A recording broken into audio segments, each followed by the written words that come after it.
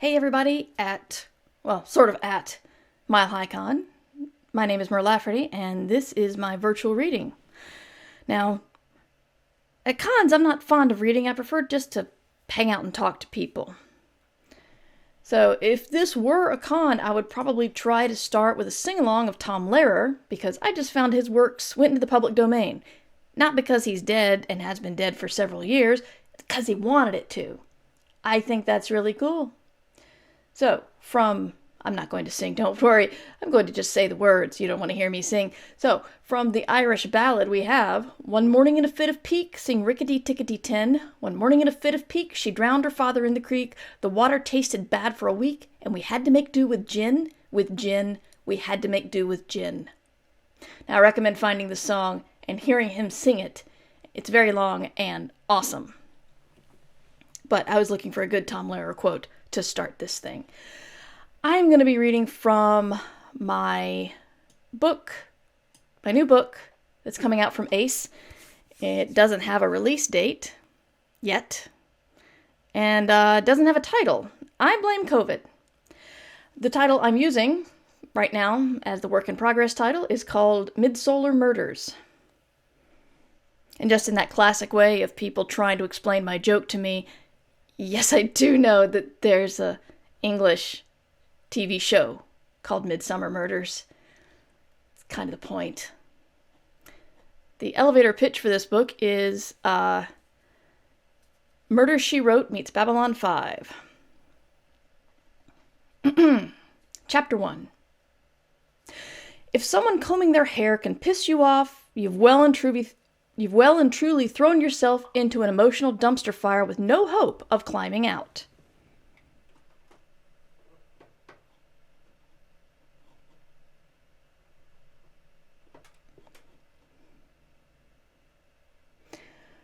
Mallory knew what to expect when she pounded on Adrian Casserly Berry's door at 5 a.m.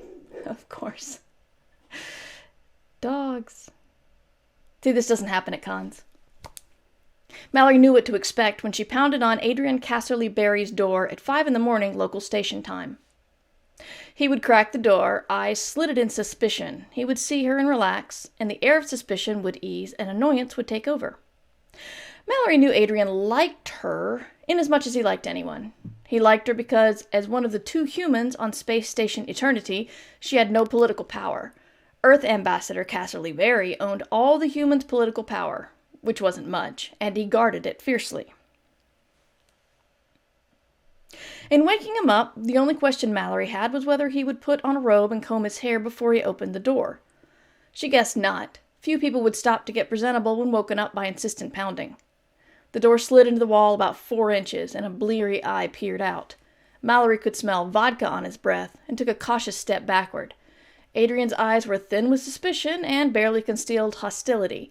When he saw her, he relaxed, and then looked annoyed. But when he opened the door to her, not only was his hair combed, but he was fully dressed in a dress shirt and khaki trousers. Even hungover, he looked almost presentable, while she was still in the t-shirts and shorts she had worn yesterday. Anger flared in her chest as she looked him up and down. "What the hell are you doing dressed at this hour?" He frowned. "What do you want, Mallory?" She took a deep breath and relaxed her shoulders.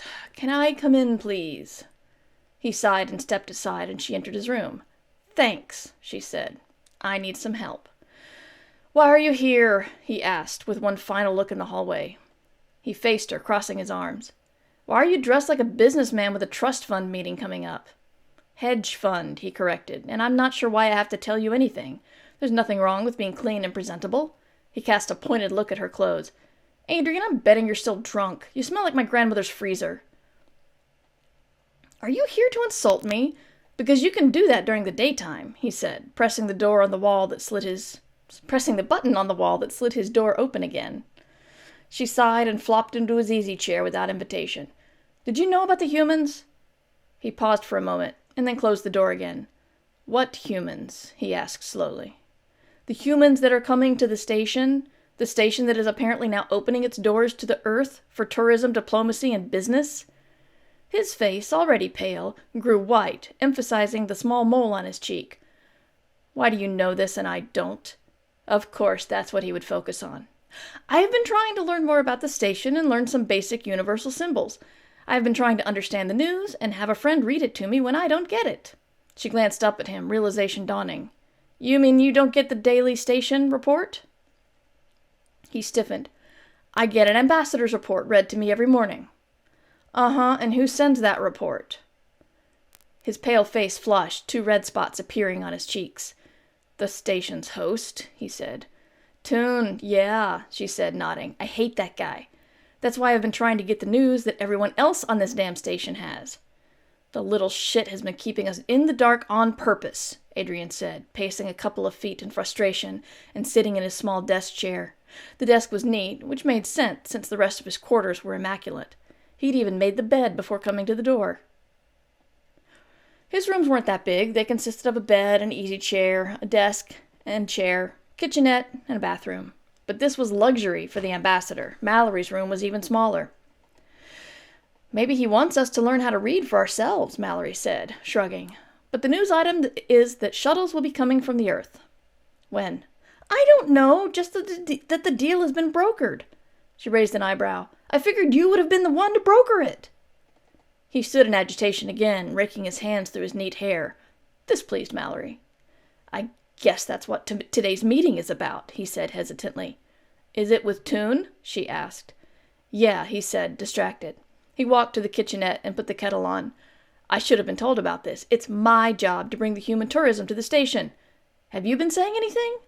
Adrian, I don't want them here, she said patiently. They seemed pretty adamant about having only us on board, no other humans. They can't trust us. She laughed bitterly. They're right about that. The kettle screamed its achievement of boiling water, and Adrian put a tea bag in a mug. Hot water splashed over it. His back was still to her. But hey, at least you got your job done with little effort, Mallory said. You can keep living your cushy lifestyle while someone else does your work. But who would that be? Don't bait me, Mallory, he said quietly, picking up the mug in both hands and facing her. He inhaled the steam, eyes closed. Mallory thought about sarcastically commenting on his hosting ability, but then thought better of it. When he opened his eyes, there was something dangerous about the way he was keeping himself perfectly still. She cleared her throat. Can I have some tea? He looked at her for a long moment as if he didn't understand her words, and then turned around. Behind him, hanging above the sink against the wall, was a wooden dowel. Slung over the dowel and secured with a thumbtack were about 20 used tea bags. He removed one and prepared the tea. An old tea bag, Adrian? She protested. I have to ration when I don't know when I'm going to get back home again, he said woodenly. Then his voice took on a smoother diplomatic tone. About the incoming humans. It's a good thing, Mallory. Trade will increase, doctors will visit, diplomats will come make the situation better on Earth. We might get closer to negotiating FTL technology. People will bring us news, media, more books and games. I know you don't like people, but it's undeniable. She stopped him before he got into full diplomat mode. Wait, you still think I don't like people? She echoed in disbelief. Jesus, Adrian, when are you going to believe me? My issue has nothing to do with liking other humans or not. I like people just fine. They just tend to not like me. The real reason Mallory visited Adrian in obscene hours of the night/early morning was that she was able to catch him before he put on his ambassador face. Normally he was a master of body language, mirroring hers in a gentle way to put her at ease. Now he spread his hands in the very human way to diffuse arguments without actually conceding. Mallory had been amused to know that most of the tricks didn't work with alien delegations because humans were too new to them for the humans to learn body language, or them to learn humans. They didn't work on Mallory either. She'd had to think a lot about body language and signaling since arriving on the station. What can I do to make things better? Adrian asked. Can we find a compromise? Listen to me when I talk to you, she said, glaring at him from behind bangs that hadn't been cut in 3 months. Go to your meeting. Get tuned to send the humans back home. It's for their own safety, Adrian. This is much larger than your problems, Mallory. This is a big step for humanity. This is a good thing. She stayed silent. She'd said her piece. It's been long overdue, he said patiently. What if one of us humans had gotten appendicitis? What if we'd had a toothache? She'd heard all this before. Donald, the closest thing she'd had to a friend on Earth, and that had been stretching it, had made these points to her about moving to an alien-run space station. What about healthcare, dental? What if you get an eye infection? What if you get pregnant with some alien baby? What if you need spiritual guidance? What if you lose the only pair of nail clippers and your nails get long and jagged and you cut your face while you're sleeping? I'll see if an alien has a nail file. Aliens have nails and claws, right? Or, Christ, Don, I'll bite my nails off. Do you really think I'm going to stay here because I'm afraid of a hangnail? I have to get away. And where are you going to get your, feminine products? I will fucking answer that if you can tell me what feminine products are for. Exactly. With great detail. And tell me the last time you bought them for your wife. If you won't listen to me, I'll ask for a meeting with the station. I can still get this changed, she said, standing with resolve. He shook his head slowly, negating her idea before she'd even considered what she would say. Think about it this way. They're not going to deny a new race access to the station based on one person's paranoia, and I won't help you petition them. I'm not paranoid! I have a perfectly good reason to be as far away from humanity as possible. When I got here, they gave me sanctuary. They said I'd be safe. Then I guess they will keep you safe, he said. There's no reason to think otherwise. It's more complicated than that, she said. It's not me that needs to be safe. It's everyone else. Then I suppose you will have to run away again, he said. Let me show you to the door to get you started. The barb hit home. Mallory crossed her arms and didn't budge toward the door. Run away? Is that what you think I do? He nodded. That is what you do. You were having a bad time on Earth. You got a chance to leave it, and you ran from your problems. You told me how many times you moved back in North Carolina. You were always running. He took a meaningful step toward the door, extending his arm as if it were a favor to guide her the hell out of his space. Thanks, Adrian. You're a peach. I'll look somewhere else to find someone still on my side. I'm the only other human on the station, Mallory. By default, I'm the only one on your side. It's my job to be on your side. But that's for problems between you and aliens. The other part of my job is to get more humans here. But you didn't do that. Who did? She interrupted. A muscle twitched in his jaw. He continued as if she hadn't said anything. And if you have a problem with other humans, I can't help you. It's in humans' best interest to be part of the galactic community. It's not all about you. She gave in, not wanting to spend any more time near him, and walked to the door. His plush carpeting softened her angry footfalls, and she couldn't even slam the automatic door. She pushed the button to noiselessly slide it aside and turned to face him. That's the problem. Everyone says that I think too much about my place in all of this, that I'm too focused on myself. Self-centered, selfish, I've heard it all. You're not telling me anything new. And yet, when shit goes down, they put me in the center and blame me anyway. I can't be both unimportant and responsible. People have to decide. He gave her a wry smile that she wanted to slap. Well, what do you think you are, Mallory? I think I'm fucked, she said. I'm still going to talk to the station about this. He narrowed his eyes. I wouldn't, he said softly. Damn, but this guy hated anyone stepping on his toes. And since he didn't know exactly who had done the stepping, he was clearly going to take it out on Mallory. I'm here to bring humanity to the stars through any means necessary, he continued. What the hell does that mean? You gonna kill me if I stand in your way? She said sarcastically. Don't be so barbaric, he said, and gave her a little shove, getting her fully into the hall, and closed the door. Mallory thought she caught sight of the mask slipping, the frank anxiety of the human's arrival. It seemed to stress him out as much as her. But didn't he want this? It didn't escape Mallory that he had not denied that he would stoop to murder. Who would care, anyway? Self-exiled and one of 3 humans living light years away from home. If she disappeared, it was guaranteed no one would give a shit. Despite all her anxiety, Mallory had a 7 a.m. appointment she couldn't miss, and she had learned by experience that if she didn't go to her doctor's appointment, the appointment came to her. Your hormones are different today. Are you bleeding? A blue wasp about as long as her thumb crawled over her wrist as she sat cross-legged in blue-green grass with drooping purple branches making a wall to shield her from view. She could still see the movement of various people enjoying the common park-like area of the station, but they couldn't see her. She tried to enjoy the natural surroundings to keep calm as the swarm of wasp-like aliens around her spoke to her in a voice that sounded like thousands of humming wings. With deep breathing to calm her nerves, she'd almost relaxed into her usual third-day appointment until they asked about her period.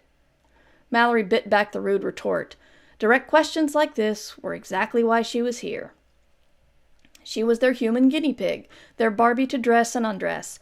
They wanted to learn more about humans, so here she was. Adrian wouldn't do it. He protested time, fear, and one time a cold he'd caught on his supply trip back to Earth. Mallory just thought he couldn't stand the idea of explaining human testicles to sentient wasps in the morning and then negotiating with the same wasps in the afternoon.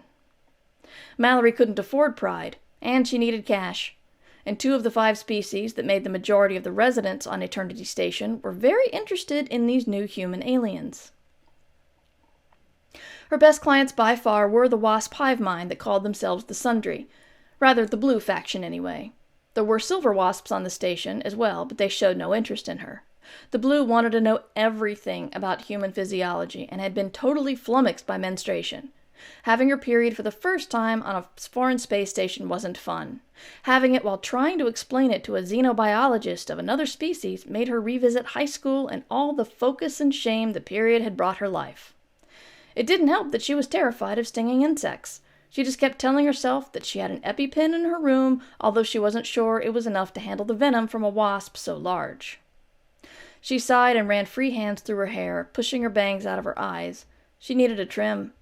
Some of the people on the station also grew hair. Maybe she could get some help there. No, I'm not bleeding. I told you how often that happens, right? Yes, but your moon cycle is meaningless here, the swarm replied. Most of them buzzed about the room, but 3 or 4 dark blue wasps perched on her arm, antennae probing her skin. Your concept of days is meaningless as well. From the information you gave us, it could come every 17th day, but we aren't sure yet. Oh, great. I'm a teenager again, getting it any time my body decides it's prime embarrassment time. She cleared her throat and said, No, I guess what you're reading is stress hormones. I'm a little distracted today. Your stress hormones are fascinating to us. Please do go on being stressed. Is this another thing that indicates part of your brain evolved faster than another part, so you overreact to things that aren't real threats? Yeah, pretty much, she said, rolling her eyes. And just like the other times, I can't just reassure myself that it's not really a threat to my life and I should just calm down. You should know by now hormones don't work that way. We suppose so, the swarm said. Still, this is very strong. A few more wasps dove down and lit on her arm, probing gently. Is this fear we taste? Fear, panic, dread. Sure, it could be any and all of those, she said, her skin twitching with the tickling sensation of insects crawling on her. What is the hormone driving you to do? It asked. Fight, flight, or hide? She was painfully reminded of Adrian's dismissal of her fears, accusing her of always running away. He was officious and unfriendly and bureaucratic as hell, but he may have been right about this one thing. She hated that. Flight, I guess. I want to get out of here, she said honestly. Run to the shuttle bay, hop on the first ship that would take me somewhere. Where? Somewhere else, she said. I don't know. That's one of the reasons I'm not doing it. There's no logic behind it. I can't go home, and I don't know anywhere else that would take me. So the hormone isn't driving you to deal with the actual source of the fear, it said, but to escape and leave the danger here for someone else to fight. No one else has to fight it. It's not something you can just kill with a weapon. There's no monster coming to the station, Mallory said. It's just my problem. I don't know how you evolved. The wasps on her arm took flight and joined the swarm buzzing around her. I'm pretty baffled too, she said. She waited for the Sundry to ask her what was bothering her, but it didn't. They made bad therapists, she guessed. The examining room was directly underneath a giant purple tree that was host to several 2-story-sized wasp nests hanging from its thick branches. This was where the blue swarm stayed aboard the station, where they had their own restaurant, hospital, public places, and as she understood it, the queen of the blue Sundry lived here permanently. The Sundry had asked the station to create a private room of sorts with drooping lower branches of the tree, since Mallory refused a full-body exam without privacy. The other race who had hired her so far, the rock people called the Nice, hadn't been as thorough with their physical examinations, but they had offered her more privacy. Initially, anyway. The Sundry swarm made any changes she asked for since they were so interested. They could literally taste the changes in her body chemistry and said she tasted slightly different every time they saw her. The wasps flying around her head dove at her then. Each one found a place to sit on her body.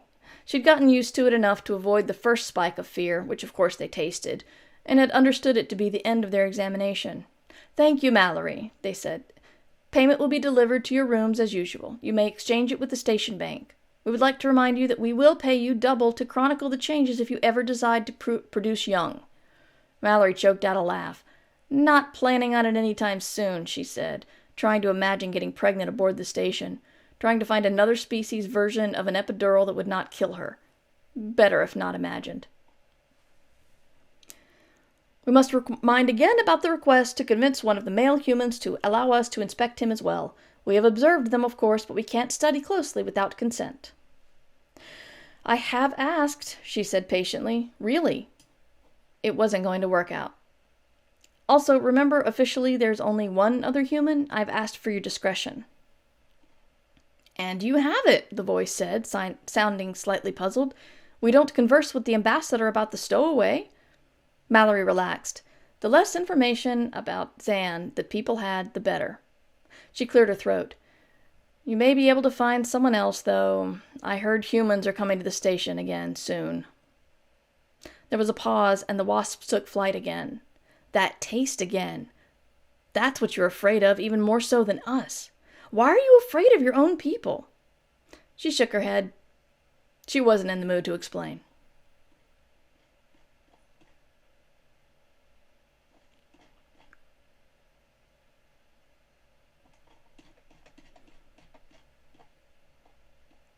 Shaking off the crawling feeling she always had upon leaving her appointments with the Sundry, Mallory headed toward her next so-called appointment of the day, taking place in the shuttle bay.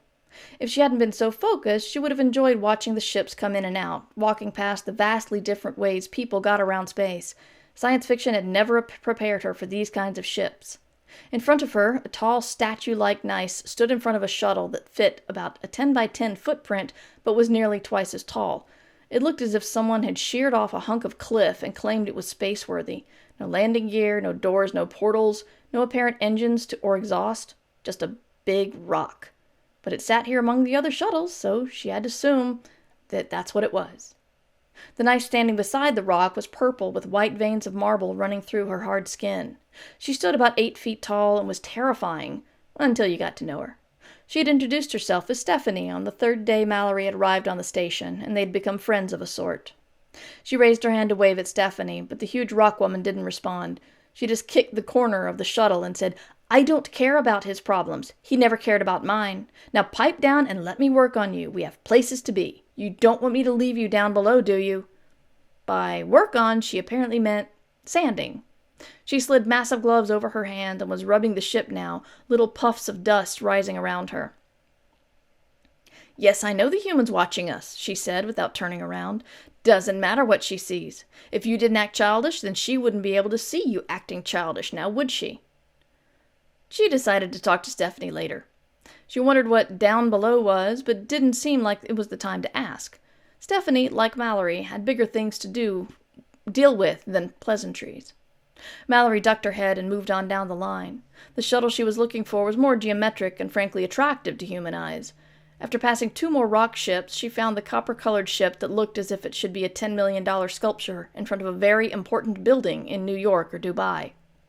The shuttle Infinity was an icosahedron that balanced impossibly on one of its corners, always humming slightly, probably creating some kind of field to allow it to balance on its tip. Mallory approached the ship and raised her hand and hesitated. Knocking always felt wrong, but she didn't know how else to tell Zan she was here. She could have called him via station communication, but felt weird using that to complain about the station itself.